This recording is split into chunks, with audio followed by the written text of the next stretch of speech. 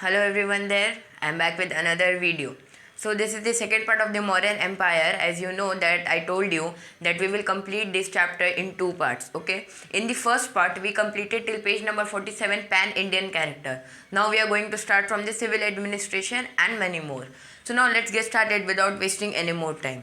But before civil administration, you will see above it, page number 47, it is written that Mauryan administration was divided into how much parts? Two parts, okay? So see, number first point here we get the Mauryan administration, okay?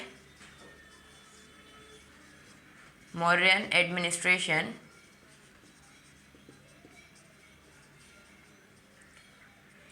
suppose that this is the Mauryan administration. It is divided into two parts, okay? The first part is the civil administration and the military administration. Now again this civil administration is divided into how much parts? Yes, again two parts it is divided. So the civil administration is divided into two parts, which is the central government and provincial government. So about all these things we will complete these all things in this video, okay? So now I am going to read from the book. Civil administration, page number 47. Here the civil administration had two main divisions, okay? Number one was the central government, as I wrote here, and the provincial government, okay? Now number one is the central government, okay? The Mauryan government was centralized. That means only one king was the supreme power, supreme authority. He was the head. Okay. So this is the meaning of centralized, and was well managed. Okay. It was well managed by several officers of different ranks. See, the Mauryan government was centralized. First thing, it was well managed by whom? By several officers of different ranks. Okay. After that, the king was the supreme authority and his throne was hereditary. That means after the king dies, he has got a son. His son will continue his generation, and after that when his son dies, his son will continue. This is known as hereditary. Okay. After that, he was also the supreme judge. Okay. Megasthenes, the Greek ambassador at the court of Chandragupta Maurya, in his book Indika and Chanakya in Arthashastra, tell us about the Mauryan administration. So which book? The Indika and the Arthashastra tell us about which administration? Mauryan administration. After that, Ashoka brought some changes in the administrative system. In the administrative system of Chandragupta Maurya, who brought some changes? Ashoka. After that, he appointed Mahamatras, that means governors, to look after the welfare of his subjects. So he appointed some governors. Governors were also known as Mahamatras, who looked after his subjects. Okay. After that, at the central level, the king was assisted by the council of ministers. The king was assisted by the council of ministers known as Mantri Parishad. See.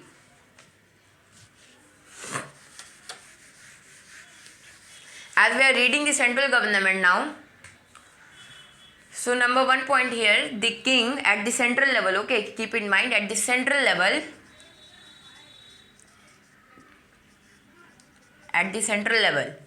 who was assisted? King. King was assisted,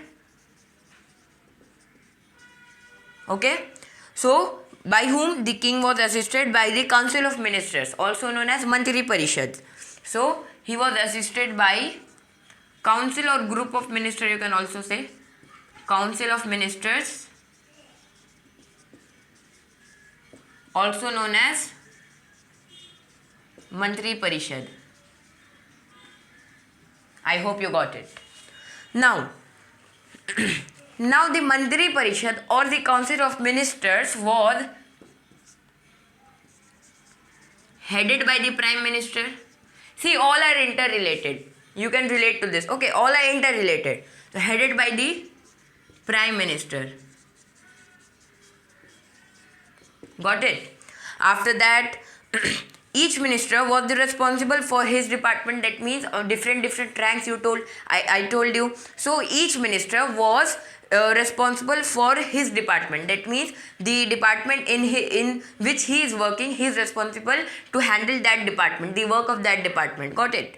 After that, the council of ministers included the chief pujari. Now the council of ministers, see here the council of minister, it consisted of the chief pujari, also known as purohit. Chief pujari, got it, number 1. After that senapati, and after senapati, the sanidhata or the treasurer, the sanidhata.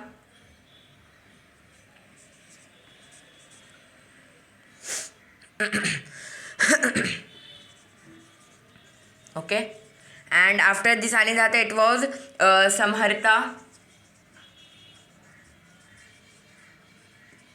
the taxation expert. Now see the work of chief pujari, as he was the pandit, or you can also known as he is also known as purohit. After that, the senapati who advised the king on the matters of war. See, you can relate by his name. Sena means military, and pati who is the you cannot tell like this. Sena means you know military. What is the meaning of Sena? So in Hindi, military is known as Sena, and Senapati means who advised the king on the matters of war and the matters of peace. Got it? And after the Sanidhata, the head treasurer known as Sanidhata, and the Samharta, the taxation expert who took taxes. Got it? And after the other also, there were also other important officers. They were known as the accountant general, one in charge of agriculture. Okay, that means kheti, you can say. Superintendent of mines, superintendent of ports, controller of commerce, as well as the superintendent of the weights and measures. Okay. After that, see here, after that it is given provinces and their capital. These are the main important cities. We will come to know about it in the next page. Okay, so I shall read this. Number 1, the province or city, you can say it is Magadha, and its capital is the Patliputra. Number 2 is the northwestern province, which is the Gandhara, and its capital is Takshila. Number 3 is Avanti, eastern province, its capital is Ujjain. And number 4 is the southern province, its capital is Suvarnanagri. And number 5 is Kalinga, and its capital is Tosali. Okay. After that, we come to the provincial government. Now this was the central level. At the central level, how it was managed. Now we come to the provincial.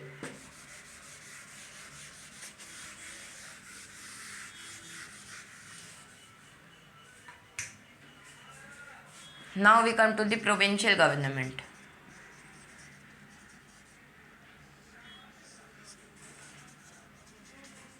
Okay.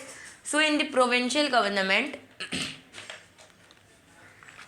see, number 1, who made some changes? Ashoka. Okay. From here we can see Ashoka made some alteration only in the central government, but not in the provincial one. That means alteration means small changes. So who brought some small changes? Ashoka brought some small changes in the central government, but not in the provincial government. Okay. After that, during his grandfather's time, there were how much provinces? 4 provinces. And after the addition of Kalinga in Ashoka's time, there were 5 provinces, as shown below. Now here, head of the province was called the Kumar. Now the first point, the head. Okay, head of the province was known as Kumar or Aryaputra. Kumar or Aryaputra. Okay. Now after that, only the provinces were appointed to this position. Only the princes were appointed to this positions. After that, during Ashoka's time, the Kumar was assisted by the governor. Okay, during the Ashoka time, during the Ashoka's reign, who was Kumar? Kumar was the head of the province or city. So he was assisted by Mahamatras or the governors. Okay. After that, according to some rock and pillar edicts, that means the orders of Ashoka which has been inscribed or written on the pillar or on the stones is known as the rock and pillar edicts. Okay, rock and pillar edicts of Ashoka. Besides the Mahamatra, other officers took active part in the administrative system. Okay, or the administration of the provinces. See, beside the Mahamatra, that means beside the governor, governors के अलावा भी बहुत सारे important officers थे जो लोग part लेते थे in the administration of the Mauryan Empire. Okay, so Mauryan Empire, or you can say also province. So Pradeshika collected taxes. Number one, we got point Pradeshika. You can underline it. Number second, Rajuka performed the functions of the modern day Tehsildar or the revenue officer. Who? Prajuka. Sorry, Rajuka. And after that, the Yukta was the treasurer. The Yukta was the treasurer. Now after that, number three is the district administration. Here is the we will know here that the province. Okay, the provinces were divided into districts. Now the provinces were divided into districts known as Janapadas, and after that their administration was looked after by the Pradeshika, Rajuka and Yukta. Okay, as we know that the Pradeshika collected taxes, Rajuka was the revenue officer and the Yukta was the treasurer. Got it? Now the administration of cities. Now we know the administration of the provinces or cities. Now we will come to know about the administration of the cities. Okay. Now important cities, the capital of provinces as given earlier, that I read the cities as their capital. Okay, I told you that we will come to know about it in the next bit. So here we are. So important cities, the capitals of provinces as given earlier, had their own administrative system. That means, for example, you take the province Magadha, Gandhara, Avanti, Southern province, Kalinga and many more. Okay, so these cities have their own administrative system. Okay. Individual city has their individual administrative system. Here, the head of the city was known as Nagar Adhyaksh. Okay, head of the city was Nagar Adhyaksh. You can underline it. According to Megharthanes, the administration of Patliputra, the capital city of the Mauryan Empire. So Patliputra is the capital city of Mauryan Empire, was looked after by a committee of 30 members. It was looked after by a committee of how much members? 30 members. Hope so. You got it. Now after that, the revenue system. How was the revenue system managed? Okay, the land revenue was the chief source of income in the Mauryan Empire. So you can be asked in the examination like this. What was the chief source of income in the Mauryan Empire? So the land revenue. Got it? After that, it was 1/6 to 1/4 of the produce. Two kinds of taxes were known as Bali and Bhaga are mentioned in the orders or edicts of Ashoka. After that, the Bhaga was levied or implied on agricultural produce and the cattle at the rate of 1/6. So agriculture and cattle, who? Bhaga was levied, or you can also say implied. After that, according to Vincent Smith and Sham Shastri, Bali was a religious tribe. Got it? Bali was a religious tribe. Now after that, Bali was a religious tribute. I'm really sorry. After that, toll tax was imposed on articles which were brought for sale. So articles which were brought for sale, the toll tax was imposed on that. Okay. After that, taxes were also implied on the liquor shops as well as in the gambling houses. Got it? After that, some taxes were collected from the forests and mines. From the revenue collected, the state provided various facilities. Now see, we are also giving taxes to our government, and in जैसे कि हम लोग कह सकते हैं बदले उस tax के बदले हमें क्या मिलता है? The facilities like roads, like hospital, like irrigation and many things. Okay. So same here, these taxes were collected from the liquor shops, okay, from the agricultural produce, from the gambling houses, and some taxes from the forest, some taxes from mines and many more. Okay, so from these taxes, okay, बदले इस tax के बदले क्या मिलता था state को? The state was provided by the various facilities like the roads, like the irrigation, hospitals and met other expenses of the state. I hope you understood. Now after that we come to the spy system. Spy system means खुफिया agent जिसको हम लोग कहते हैं. खुफिया agent. Okay, so detective also you can say in English. So the Chandragupta Maurya had a wide network of spies in his empire. Chandragupta Maurya had a wide, बहुत फैला हुआ spy system उसके किसमें था, empire में था. After that there were spies against the spies, spies against the spies. That means if he is not, he is doing what, another spy that can be his friend will know about him, that what he is doing. Okay, so spies against spies. After that there were spies against spies, and on important matters more than one agent was asked to collect information. The king was always kept informed about the working of the bureaucracy. Okay, now we come to the military administration. Now see, we finished the central, we finished the provincial government as well as the central government. Now we are going to do the military administration. See, number one, you can mark here. Chandragupta Maurya maintained a huge army consisted of infantry. Infantry means the soldiers who walk or who fight on road or land. Okay.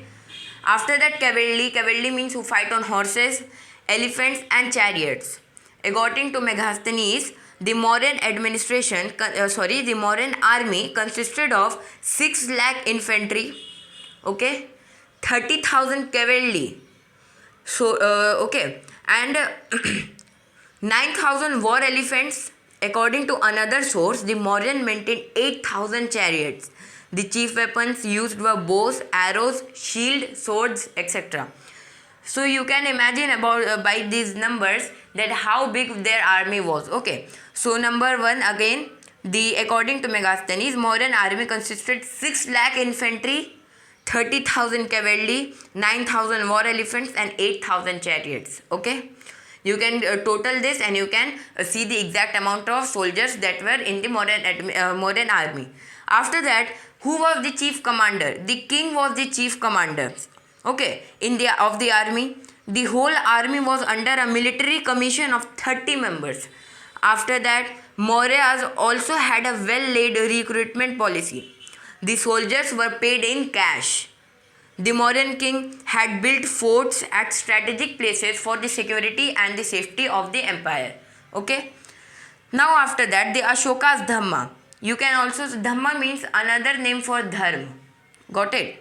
So after the Kalinga war, Ashoka became the people's king. He left all the wars. He decided not to do any kind of wars anymore.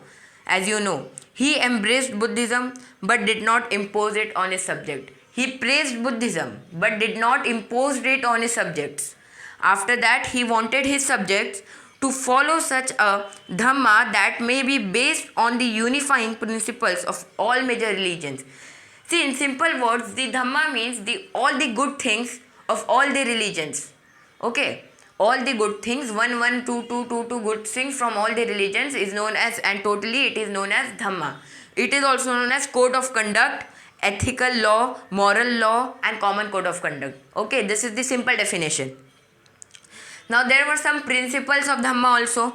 Number one was the respect for elders. We should respect our elders and we should love children. Ahimsa or non-violence, as Ashoka adopted that thing after the Kalinga war. Okay, as you know. Now after that, the number 3, good deeds or good karma would give happiness to man in the next birth. That means पुनर्जन्म. अगर इस जन्म में इंसान अच्छे कर्म किया है, अच्छे काम किया है, तो उसको नेक्स्ट जन्म में भी खुशी मिलेगी, happiness, he will get happiness. Number 4, he taught people to respect all religion. He taught, who? Ashoka taught all the people to respect all religion and not to tell ill about any of the religions. Okay. Number 5, he disapproved empty rituals. Got it? Now we come to the impact. What was the impact? Number 1, religious unity. Number 2, moral values. Number 3, end of crimes. Number 4, public welfare. So number 1, religious unity means what? People belonging to different religions followed their emperor policy of religious tolerance. Okay, number 1. Number 2, moral values. What is the moral values? People under the influence of Dhamma started living a moral life. What is the meaning of moral life? That means they started living a very good kind of life, a simple life. Okay. Number 3, end of crimes. How? Non-violence or ahimsa. So the policy of ahimsa did have a great moral impact on people. Thefts, crimes and other such activities almost came to an end because of ahimsa or non-violence. Public welfare, see what happened after the Kalinga War. As you know that Ashoka's heart was touched concisely after the Kalinga War, and he decided not to do any kind of war anymore. Okay, so here it is said that with the policy of the conquests and war having come to an end, Ashoka's Dhamma helped officials to undertake public welfare. That means no wars, no tensions in the mind of the kings. So they spended most of their times in the public welfare. That means public के लिए अच्छाई के लिए, public's benefit. So public welfare and public work schemes. This resulted in prosperity. That means happiness and helped to lead a peaceful life. Okay, after the war was end. So you can imagine if there were no war, how good the life of the people of the Mauryan Empire was. Okay. So with this we come to an end of our chapter. So let's revise what we have done in the second part. And before revising, I would like to tell you that if you have not watched the first part, I am giving the link in the I button at the top. You can click there and go and watch the first part. Okay. So we started from the Mauryan administration, divided into two parts: civil administration as well as the military administration. Now the civil administration was further divided into the provincial government and the central government. Okay. After that we come to the district administration, administration of cities, revenue system, spy system, military administration. Okay. After that Ashoka's Dhamma and its principle and impact. So this was the second part of the video, and if you like the video, do subscribe the channel and stay tuned for the more informative and explanation video of the history class 9 ICSE. If you like the video, don't forget to like. Thank you for watching. Till then, bye bye.